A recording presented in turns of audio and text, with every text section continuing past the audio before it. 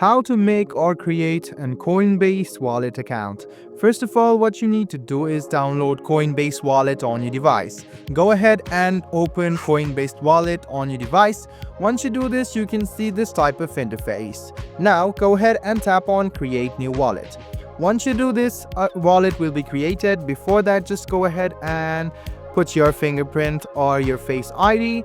And then you can see this option. Go ahead and allow notifications if you want to, or else you can ignore that as well. So now, as you can see, your wallet has been created, or the Coinbase wallet account has now been created. You can check out your address by going into the address bar, and you can save it for later as well. So go ahead and check out your address.